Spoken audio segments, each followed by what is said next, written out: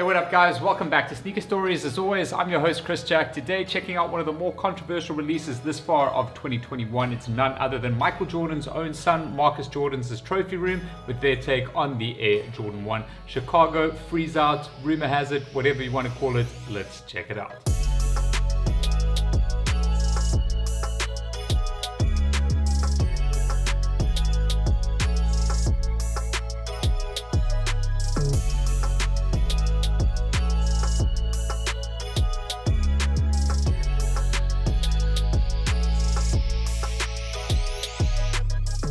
Alright, so huge controversy over this particular release of the shoe, limited to just 12,000 pairs, released February 10, 2021, which is to the date of the infamous NBA All-Star game, which Michael Jordan featured back in 1985, where he was allegedly, or at least by rumor, freezed out of the game by his teammates who didn't really want to see him get all the limelight or whatever it was back then. But this is a really awesome story, and how they've basically brought that through, and the entire story through materials and different design details on the shoe, of which we're going to get in right now. But I'm going to start off with the box first.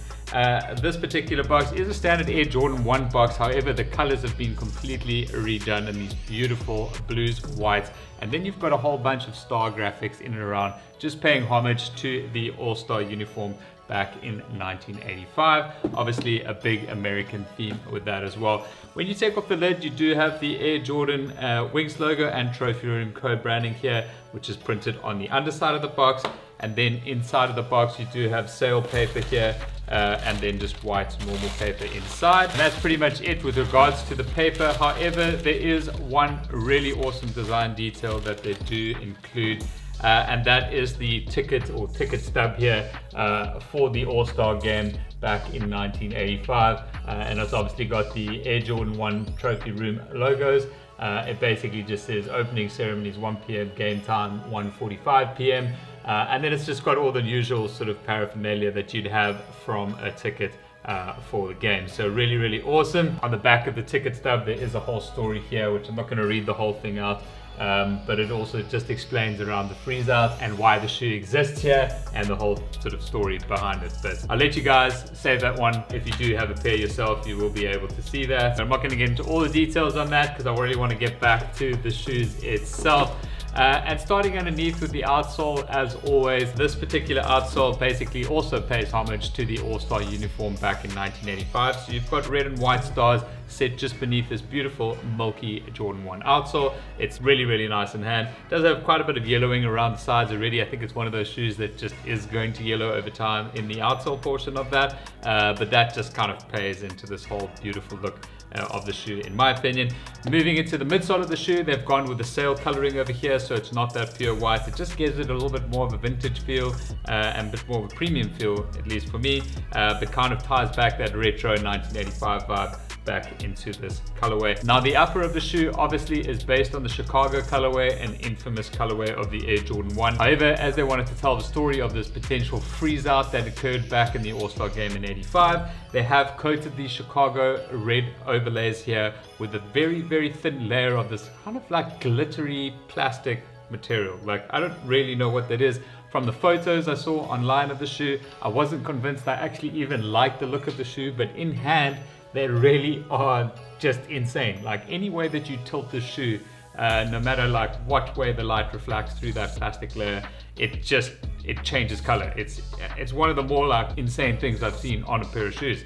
Like, just from a coloration perspective, like if I look towards this light over here, literally the entire shoe is silver all of a sudden. Sometimes it looks white, sometimes it looks light red, sometimes it looks dark red. So it really is going to be one of those pairs that's just going to be incredible on foot. Now the rest of the paneling on the shoe is just a standard Chicago white, and then the black leather overlay swoosh on both sides of the shoe as well. So it really does just pay homage into the Chicago colorway, however with the sort of like magical twist of the freezing sort of icy effect that you've got on the upper. Now towards the top section over here, you do have the Jordan's wing logo, but it is on the underlayer of the leather, so depending on which way you're looking at the shoe, you might or might not see it. And the same thing goes for Michael Jordan's signature, which has been inscribed here on the heel section of the shoe, also on the underlayer. So again, quite a difficult thing to see, but if you look close enough, you will be able to find that. And then just swinging to the toe box section of the shoe, standard Jordan 1 toe box with the perforations there, just done in a flat white leather. And then moving up into the nylon section of the tongue, set just over that, you do have one set of black flat Jordan 1 laces. The tongue is just done in straight white nylon. Towards the top of the tongue, you do have the Nike Air branding, just overlay tab there, done in red and white. Now from a lacing perspective, as mentioned, one set of flat black laces are provided, laced into the shoes as they come. However, they do also provide you with a set of red laces and a set of white laces as well if you do want to change it up. This is where one of the biggest controversies of this particular release came through, because there were a hell of a lot of early pairs. There's massive allegations that Marcus Jordan backdoored like 90% of all of these shoes to all the big resellers in the States, where they just had walls and walls and walls of shoes of the trophy room ones. So ultimately the confusion came out when people were saying, no, those are fake because they've only got red, white and black laces, and they don't have these amazing trophy room blue laces where they've basically got like a rumor has it and the trophy room logo kind of stepped and repeated throughout. And these, as it turns out, released on sneakers without the blue laces, and the ones that released at trophy room came with the blue laces. That's at least as far as I understand, but both of them seem to be real. I don't know, it's so confusing. It's something that was like never really on my radar because I just knew that I wasn't going to be able to get a pair, and this particular pair, believe it or not, isn't mine. It's just here for review. But now that I have seen the shoes in hand, I kind of want them more, so maybe I'm going to get a pair. I don't know, going in circles here, but either way, the shoes are absolutely incredible in hand. I want to just flip around to the reverse side of the right shoe. Just below that tongue tag over here, you do have the date here of that NBA All-Star game, February 10th, 1985. And then just into the heel section of the sock liner over here, you do have a rumor has it that's been stitched in there in white. A really nice detail there, just kind of like playing into the whole story of it. I'm pretty sure that's the same, yep, on the other shoe as well. So both shoes do have that insignia. And then as mentioned earlier, only 12,000 of these were in existence, and each pair is individually numbered. So you just have the numbering of the pair. This one about 3,000 something of 12,000 pairs. Which is really awesome, like that they've actually done that for every single pair.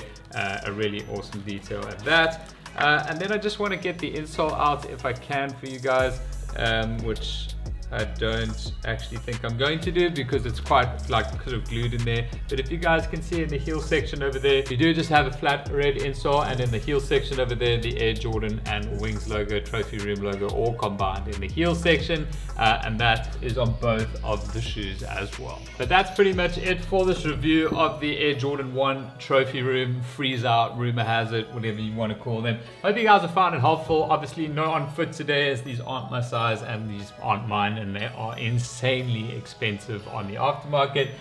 From what I have seen, I would just recommend going with your standard size for your Air Jordan 1. If you don't know what that is, you can always try on like a GR pair. Maybe not even a GR pair anymore these days in store, because they pretty much all sell out so quickly. However, if you do have a friend who's got a pair, try his on if you want to get a pair of these. But I gather if you're going for trophy room ones, you've probably got ones already. Now from a cost perspective, these did release for around $170 to $190 if I'm not mistaken in the States at retail, of course. However, the resale on this pair, just because most of them have ended up in hands of resellers, is astronomically high, with the general sort of version, which is with the plain laces that you got from sneakers, sitting at around $2,500 to $4,000. And this particular version here with the blue laces sitting at $4,500 to $7,000 depending on size, which in my opinion is simply just not worth it for this particular pair. If I had the money, sure, I would definitely dig it, and I'm super salty that I don't have these because they've been growing on me literally since seeing them in this review. But that is it for this review, guys. If you do have any further questions on this pair or anything else here on Sneaker Stories, please drop it in the comment section below. If you haven't already, don't forget to give the video a thumbs up, and don't forget, hit that subscribe button right here for more content, unboxings and reviews like this down the line. But that's all for me for today, guys. I'll catch you on the next one.